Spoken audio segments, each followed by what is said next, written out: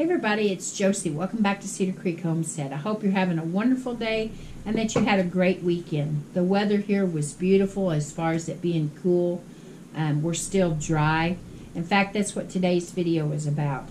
Now, our conditions here in Oklahoma has not improved at all.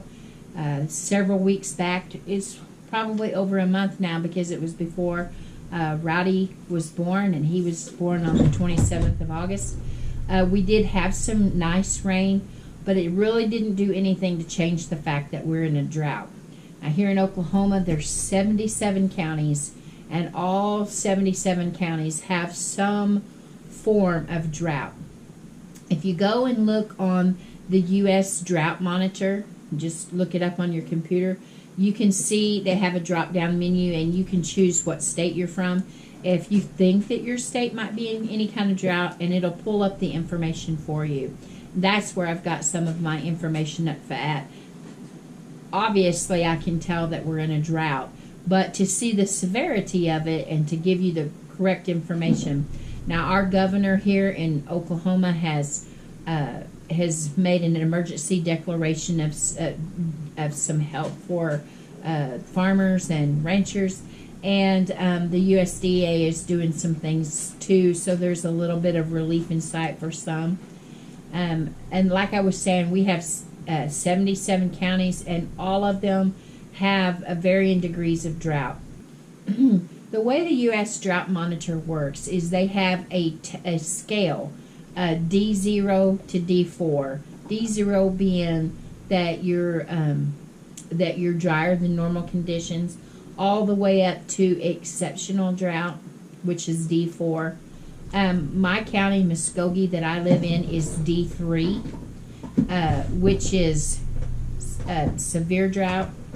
And the bottom part of Muskogee County is in the exceptional zone, which is D4.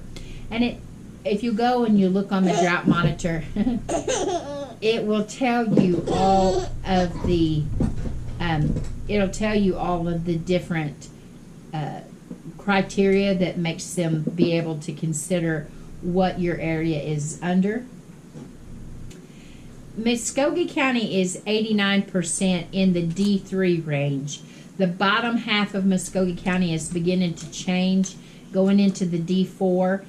My particular farm is not in that area yet, but one of the criteria is that the ground is cracking for the D4, and my area is definitely D4 in the area that is cracking, and they have other criteria as well, including the grasses, the pasture lands are dormant. That's the issue that we're having here at our place. Unless we get rains and things green up, Blade won't have to mow, or even me, I've learned to mow, yay. I won't have to mow again this season. So I'll probably have to have a refresher course next year because I just mowed once myself. But anyway, the grasses, the pasture lands are dormant. There's no, I have 3 ponds on our farm, and 2 of them are totally dry.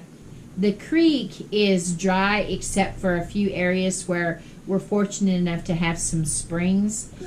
Blade dug a spring out last year, and then the old spring where the spring house was at, and the foundation is still there. All of that is still running water, and the cows are getting water from that and from the one big pond that we have that still has water.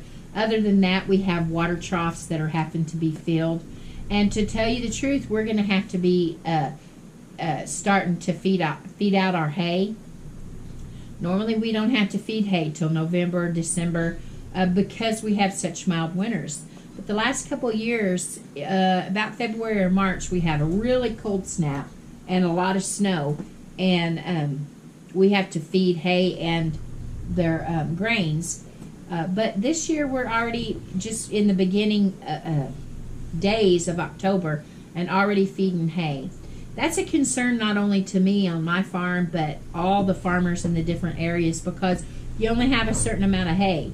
And because the fields are going dormant, it's keeping us from getting stuff planted out that would help through the winter months.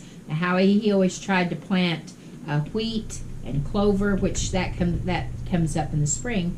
But we had wheat, and we had rye sometimes, radishes, turnips, and all of those things right now would be in a state of not really being able to plant and to do any good.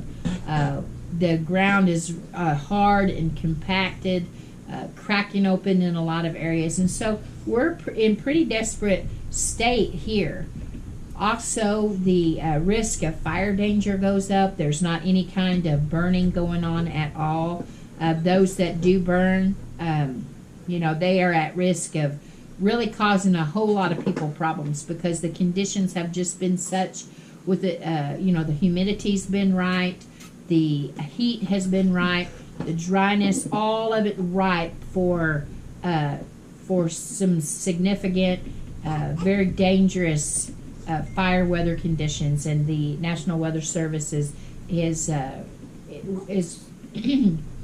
National Weather Service has been warning about that to really, just be very careful on any kind of fire. Here at Cedar Creek, we're going to be feeding hay quicker and having to fill up water just to make sure that the cows and calves are healthy. We don't want them to go into winter with a big significant drop of weight. We want them to be fat and happy, and that requires going ahead and cutting into our feed sources. Now that I've explained to you where we're at with that, a lot of you know that there's other states that are in the same. There are other states that are in the same condition that we are, and a lot of states are getting drier and drier and drier, and we don't have any rain in sight for the next week at least. Not any rains, and so our conditions are not going to improve. Other states around us, it doesn't look like their conditions are going to improve either. Now, some places that has been really, really dry has gotten a little bit of rain, and they've gotten a reprieve just a little bit. But I wanted to take this time just to remind everybody that all of this cuts into winter wheat and all the things that the farmers. So now that I've shared with you the conditions that are here in Oklahoma, I know that there are states surrounding us. I know that Texas and Arkansas are really having some of the same battles that we are. You can go out on the bulk items that we're trying to prepare for our families, and this. It also brings to mind that there are things that you need outside as well. Now we're using garden hoses, water hoses, to run the hoses to the troughs to fill them up with water, and we have all kinds of tools to repair, patch, take care of things if there's any kind of issues. You always need to try to think of different scenarios. What if this happened? No, we can't be prepared for everything, but we can be as prepared as possible. If we just take a little bit of time and work those things out in our head, what would we do if this thing happened? So to boil it all down, what that means for us on Cedar Creek is feeding our winter hay early, getting water in the water troughs, so that the cows, we can make sure that the cows have plenty of water. Besides the springs and the pond that we have, they have extra water here. Cows drink a lot of water when they're eating hay. It also means that we're stocking still our food sources, flour and oats and all the different things. And then we have ourselves prepared. Fall is my favorite time of the year. I love all the colors and all of the trimmings that go along with it. But I would say that this year we're not going to have a very pretty fall as far as color. The hillside is, the trees are already turned and they are brown. There's no reds and yellows and golds and all the pretty things that you see. All of it is just kind of plain old dead brown. So we've got our marching orders here at Cedar Creek, a little bit extra work, but we're okay with that. We'll get it taken care of. But I just wanted to come on here and tell you guys about the U.S. Drought Monitor. Most of you may already know that you can go and you can see exactly your county and see how you're standing on that. If there's any kind of issues, those of you in Oklahoma, if you've got farms, you probably know. If not, go to your USDA bless you, baby, and see what. Okay, all right. Okay, so here at Cedar Creek we have our marching orders. We're working on our water, getting the hay started, feeding the cows. You know, we may have another bridge to cross when we get to it in early, late winter, early spring if we run out of hay. And a lot of farmers are looking at that. So that tells us that we have some things to consider here, and you guys probably do at your place. And just know that there may actually be some real shortages if things don't turn around. So just keep your heads up and pay attention to the stories that are going on around you. Talk to some farmers. They'll tell you if their things are getting rough where they're at. And you can see it for yourself by going and looking on the U.S. Drought Monitor and all the resources that they have.